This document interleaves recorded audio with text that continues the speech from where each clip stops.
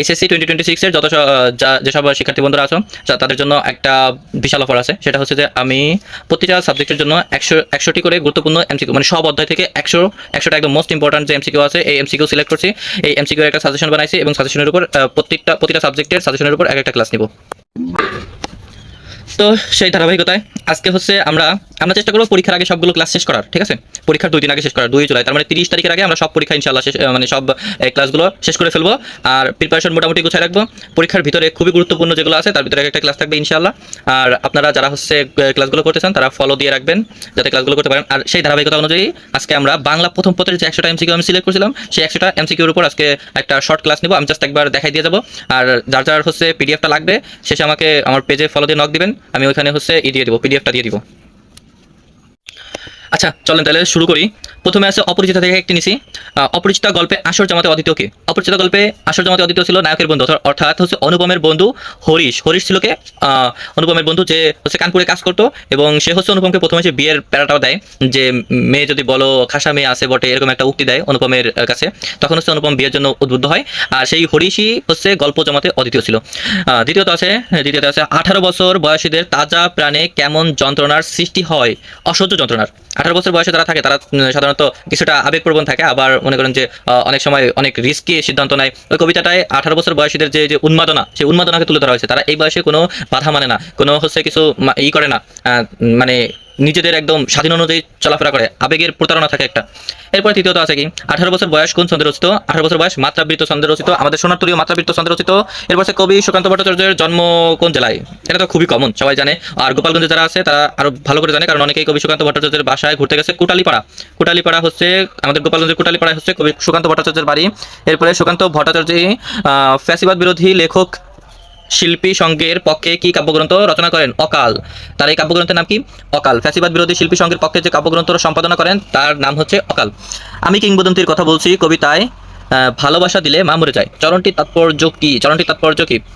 ভালোবাসা দিলে মা মরে যায় হচ্ছে দেশের জন্য সন্তানের মায়া ত্যাগ। এখানে দেশের জন্য সন্তানের মায়া ত্যাগ বলতে বোঝানো হয়েছে, মনে করেন যে আপনি যদি দেশকে ভালোবাসেন, আপনি যদি দেশের প্রতি যদি আপনার মায়া থাকে, তখন যদি আপনার শত্রুপক্ষ দেশের কোনো ক্ষতি করতে চায় বা দেশের ভিতরে কেউ যদি দেশের ভিতর অনিষ্ট কিছু সৃষ্টি করতে চায়, তখন আপনি কি করবেন? আপনার জীবন বাজি রেখে আপনি হচ্ছে তার সাথে লড়াই করবেন, তখন আপনার জীবন বিপন্ন হয়ে যাওয়ার রিস্ক আছে।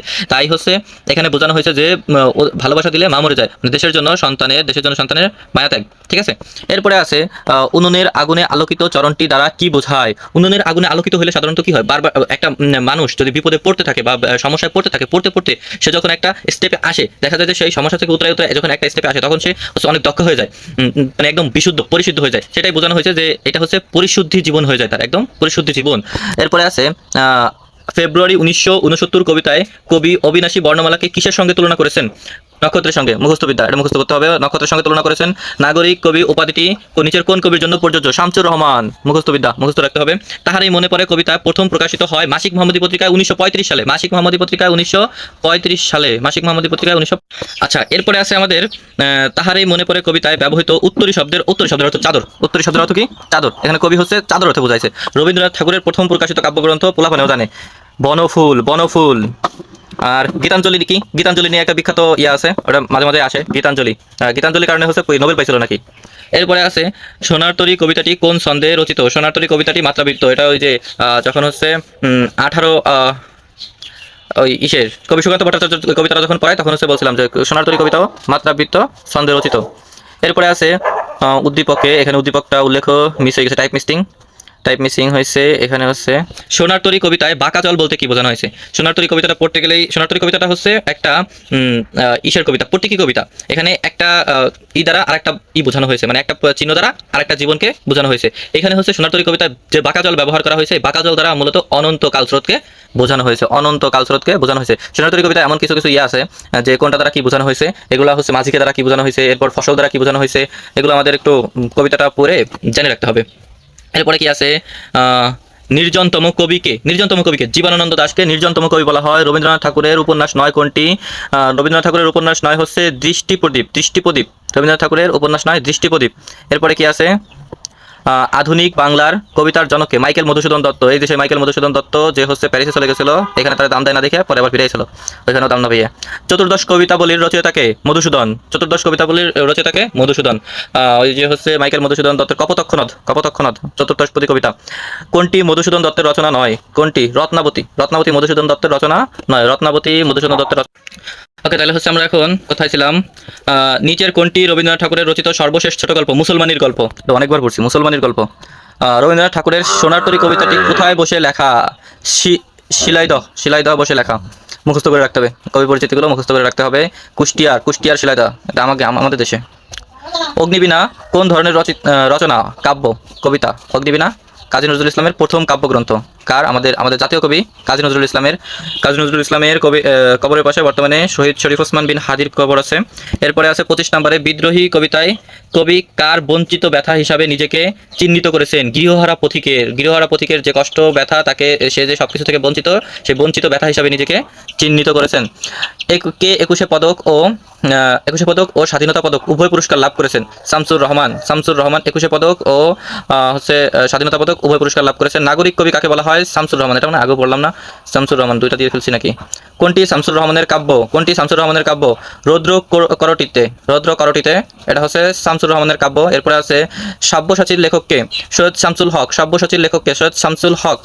এরপরে আছে তাহারই মনে পড়ে কবিতায় কবিকে আচ্ছন্ন করে আছে, কবিকে কি আচ্ছন্ন করে আছে? আবেগ ও অভিমান না, উদাসীনতা ও ব্যস্ততা না, কবিকে আচ্ছন্ন করে হচ্ছে বিষাদময় রিক্ততার সুর। বিষাদময় রিক্ততার সুর। ওই যে হচ্ছে সুফিয়া কামালের যে স্বামী মারা যায়, যে স্বামীর শূন্যতা তাকে আচ্ছন্ন করে আছে বিষাদময় রিক্ততার সুর। তাহারই মনে পড়ে কবিতা কোন ধরনের রচনা? সংলাপ নির্ভর। মানে হচ্ছে যে সে তার মালির সাথে হচ্ছে কথা বলতেছিল, সে তাকে একটা কোশ্চেন করে উত্তর দেয়, এটা হচ্ছে কিছুটা ডায়লগের মতো, একজন কথা বলে আরেকজন উত্তর দেয়, এভাবে হচ্ছে সংলাপ টাইপের একটা কবিতা। এরপরে আছে ফেব্রুয়ারি 1969 সালের মে মাস থেকে নক্ষত্রের মতো কি ঝরেছে? বর্ণমালা। মে মাস থেকে কি ঝরেছে? বর্ণমালা। এরপরে আছে বিভীষণের প্রতি মেঘনাদ কাব্যাংশটুকু মেঘনাদ বধ কাব্যের কোন স্বর্গ থেকে নেওয়া হয়েছে? ষষ্ঠ স্বর্গ। এই কবিতাটি কোন স্বর্গ থেকে নেওয়া হয়েছে? ষষ্ঠ স্বর্গ। কাজী নজরুল ইসলাম কত সালে বাংলা পল্টনে যোগদান করেন? 1917 সালে। মুখস্থ করে রাখবেন, 1917 সালে যোগদান করেন। এরপরে আছে ফেব্রুয়ারি 1969 কবিতায় বর্ণমালাকে কিসের সাথে তুলনা করা হয়েছে? নক্ষত্রের সাথে। এটা বারবার হচ্ছে রিপিট হচ্ছে, এটা খুবই গুরুত্বপূর্ণ। কোনটি সংলাপ নির্ভর কবিতা? তাহারই মনে পড়ে। তাহারই মনে পড়ে কবি হচ্ছে কথা বলতেছিল। এরপরে কি আছে? লক্ষ্মীপুরীতে মেঘনাদের যজ্ঞাগারের নাম কি?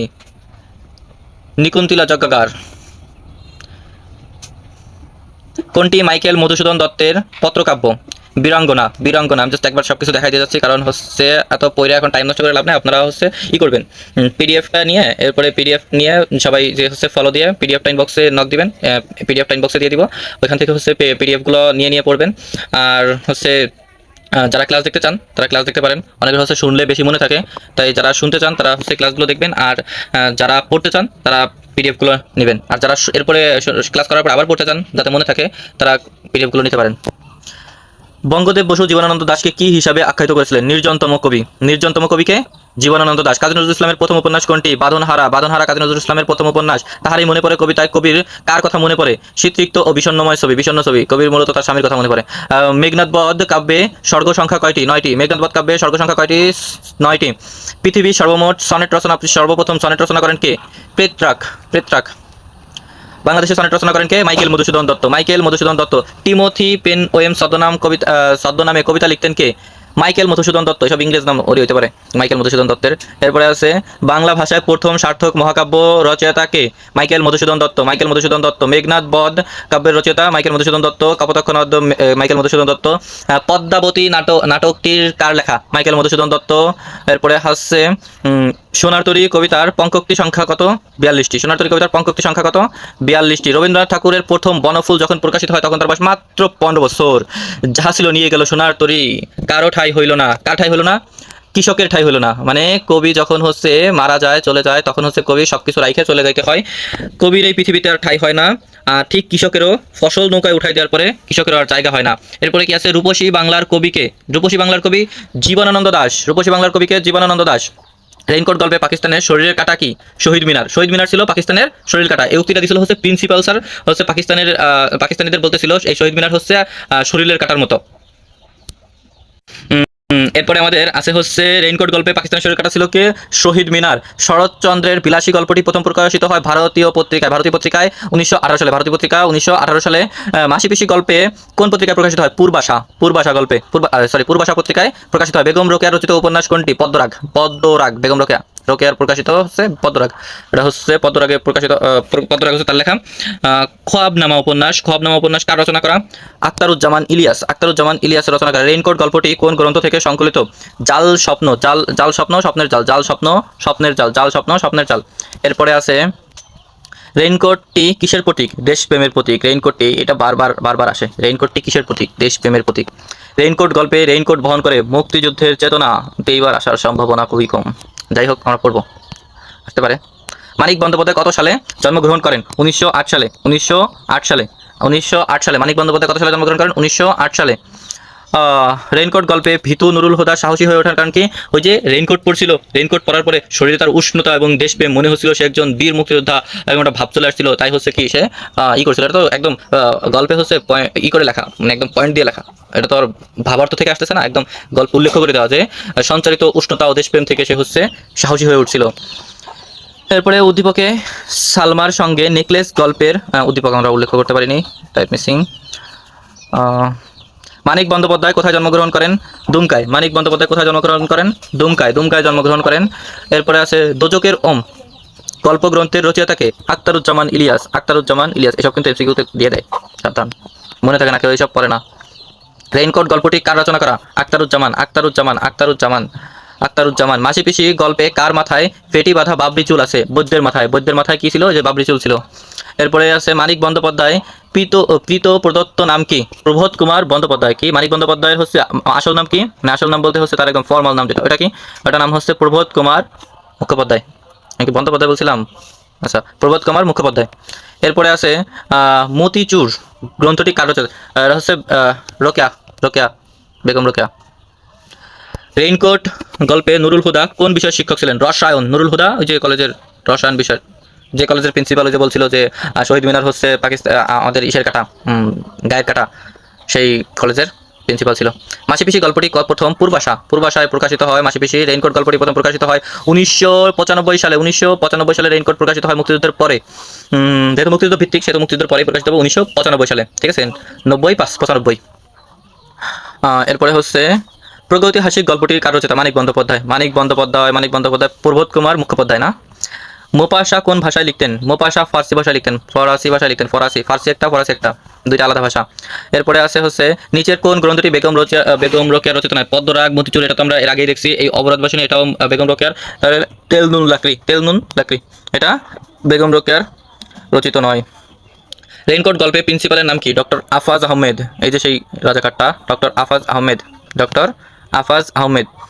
এরা মূলত ছিল রাজাকার টাইপের।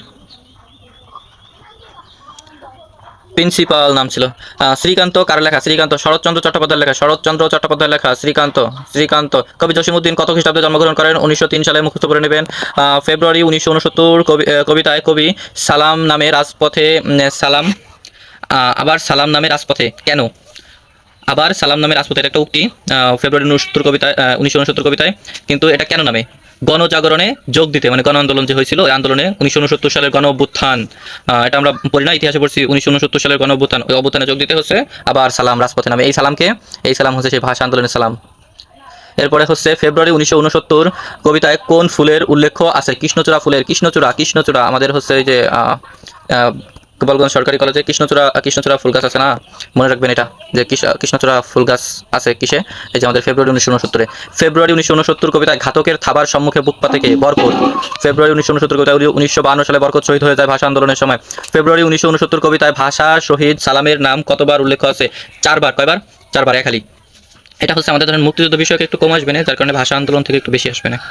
মম এক হাতে বাঁকা বাঁশের বাঁশরি, আর এক হাতে রণতুর্য, চরণটিতে প্রকাশ পেয়েছে প্রেম ও দ্রোহ। এটা হচ্ছে আমাদের বিদ্রোহী কবি কাজী নজরুল ইসলামের বিদ্রোহী কবিতা থেকে। এখানে হচ্ছে তিনি একদিক দিয়ে যেমন ভালোবাসা প্রকাশ করছে, অন্যদিক দিয়ে তেমন দ্রোহ প্রকাশ করছে। যে তাকে ভালোবাসা দেয় তাকে ভালোবাসে, যে তাকে মানে করে, মানে হচ্ছে ক্ষতি করার চেষ্টা করে তাকে একদম দেশের ক্ষতি করার চেষ্টা করে আর কি। এরপরে আছে বিলাসী গল্পে মৃত্যুঞ্জয়ের প্রসঙ্গে সুনাম কথাটির দ্বারা কি প্রকাশ পেয়েছে? সুনাম কথাটির দ্বারা মূলত দুর্নাম প্রকাশ পেয়েছে, সুনাম করে না গ্রামবাসী। তারপরে হচ্ছে যে যে ই ছিল দুঃসম্পর্কে যে কি যেন জ্যাঠা না কি যেন একটা ছিল যোগু সেই যোগু নেই বলতে যোগুর চরিত্রের কোন দিকে বোঝানো হয়েছে? চারিত্রিক পরিবর্তন। এই যোগু সেই যোগু নেই যে হচ্ছে যোগু হচ্ছে কি ছিল যে বিলাসীর হাজব্যান্ড নাকি, সে হচ্ছে কি যে মদ গাঁজা খাইতো, বিলাসীর মারতে পর বিলাসী চলে আসছে, এরপর যোগু একজনের ফাটাইছে বিভিন্ন ঘুষটুস দিয়ে সে এসে বলতেছে এই যোগু আর সেই যোগু নেই, যোগু হয়ে গেছে ভালো। তো এখানে যোগু ভালো বলতে মানে মনে করেন যে আগে খারাপ ছিল এখন ভালো হয়েছে, চারিত্রিক পরিবর্তনটা সে উল্লেখ করার চেষ্টা করছে। এরপরে মিসিক্রিয়েন্টরা সব খতম, এখানে মিসিক্রিয়েন্ট বলতে কাদের বোঝানো হয়েছে? মুক্তি ফৌজদের বোঝানো হয়েছে, খুবই দুঃখজনক। সিরাজউদ্দৌলা নাটকে অঙ্ক সংখ্যা কত? 4। সিরাজউদ্দৌলা নাটকে অঙ্ক সংখ্যা কত? 4। সিরাজউদ্দৌলা নাটকে অঙ্ক সংখ্যা 4 অঙ্কে রচিত। শেখ মুজিবুর রহমান জেলখানায় গোপনে কয়টি চিঠি লিখেছিলেন? 4টি। মুজিব লিখে যেন পড়া ছাড়া মানে পড়া বাদ দিয়ে যায় না, পড়ে যান। ব্রিটিশ সিংহ ভয়ে লেজ গুটিয়ে নিলেন, এই বড় লজ্জার কথা উমিচাঁদের উক্তিটিতে প্রকাশ পেয়েছে বিদ্রুপ। ব্রিটিশ সিংহ হচ্ছে লেজ গুটিয়ে নিলেন, ব্রিটিশ যখন যে পালায় যায় তখন এটা উল্লেখ করছিল যে তারা হচ্ছে পালাই গেছে, মানে লেজ গুটিয়ে নিল, এটা বড় লজ্জার কথা। ওরা তো আবার ব্রিটিশদের পক্ষে ছিল, বেঈমান। সিরাজউদ্দৌলার সাথে বেঈমানি করছিল সব, মির্জাফর, উমিচাঁদ, কালা ঘষিটি, মির্জাফরের ছেলে। এবার নেলসন ম্যান্ডেলার এটা হচ্ছে সরি উক্তি আমার হচ্ছে উঠানো হয় নাই, উদ্দীপক উঠানো হয় নাই। ব্রিটিশ সিংহ ভয়ে লেজ গুটিয়ে নিলেন, এবার লজ্জার কথা উক্তিটি কার? উমিচাঁদের। ওই যে দেখলাম উমিচাঁদ যে বিদ্রুপ করলো। তোমার দাড়ি কই মিয়া, এটা কার প্রসঙ্গে বলা হয়েছে? এটা বলছিল হচ্ছে আক্কাসকে বলছিল, মনে আছে? তুমি তোমার দাড়ি কই মিয়া, ওই যে আক্কাস যখন হচ্ছে স্কুলের কথা বলে উঠলো মসজিদের কাছে, মানে ওই যে মসজিদ যে সালিশি সভা ডাকলো, সালিশি সভায় যখন হচ্ছে বললো যে স্কুলের এরকম গুরুত্ব আছে, এরপরে ঠাস করে মসজিদ ওকে চুপ করানোর জন্য বলে উঠলো তোমার দাড়ি কই মিয়া, শেষ, আক্কাস ক্লিয়ার। আক্কাস আর কোনো কথা বলতে পারলো না, টেকনিক হারাইছিল মসজিদ না। এরপরে আমার শেষ যুদ্ধ পলাশিতেই উক্তিটিকার? মোহনলালের শেষ উক্তি কি ছিল? আমার শেষ যুদ্ধ পলাশিতেই। ফেব্রুয়ারি 1969 কবিতাটি কোন কাব্যগ্রন্থ থেকে চয়ন করা হয়েছে? নিজ বাসভূমি থেকে। অসমাপ্ত আত্মজীবনী গ্রন্থে বঙ্গবন্ধুর জীবনী ঘটনাবলী কোন সাল পর্যন্ত? 1955 সাল পর্যন্ত। 1955 মানে পুরো জীবন প্রকাশ পায়নি, অসমাপ্ত। আবার ফুটেছে দেখে কৃষ্ণচূড়া থরে থরে শহরের পথে চরণটিতে আমাদের জাতীয় ভাষা আন্দোলন, ওই মানে ফেব্রুয়ারি মাসে যে কৃষ্ণচূড়া ফুল ফুটে না, ওই ভাষা আন্দোলনকে কি করে? ভাষা আন্দোলন তো ফেব্রুয়ারি মাসে হয়েছিল। মীর মর্দান ছিলেন দেশপ্রেমিক। মীর মর্দান ছিলেন কি? দেশপ্রেমিক। সিরাজউদ্দৌলার বিশ্বস্ত সেনাপতি ছিলেন। মির্জাফর হোসেন বেইমানি করছেন, ওর কথা বাদ, ওই সব বাদ। 52 দিনগুলি রচনা লেখক এটা হচ্ছে শেখ মুজিব নাকি? অসমাপ্ত আত্মজীবনী শেখ মুজিবের। সিরাজউদ্দৌলা নাটকের রচয়িতাকে? সিকেন্দার আবু জাফর। এরপরে লাস্ট একদম শেষ, রেইনকোট গল্পের কেন্দ্রীয় চরিত্রে কি আছে? নুরুল হুদা। রেইনকোট গল্পের ওই যে মাস্টার, রসায়ন বিষয়ক মাস্টার, অনেক কষ্ট করে তৈরি করছি, প্রিপেয়ার্ড বাই, আমি এখন অনেক কষ্ট করে তৈরি করছি। সবাই হচ্ছে শেয়ার দিয়ে দিন। আর হচ্ছে যে এখান থেকে সবচেয়ে বেশি কমন আসার সম্ভাবনা, পরীক্ষার পরে কন্ট্যাক্ট করো, দেখেন সবচেয়ে বেশি কন্ট্যাক্ট এই আছে এখান থেকে। আর যারা হচ্ছে নিতে চান, মানে হচ্ছে পিডিএফ চান, তারা নক দেন, আর সবাই শেয়ার করে দিন।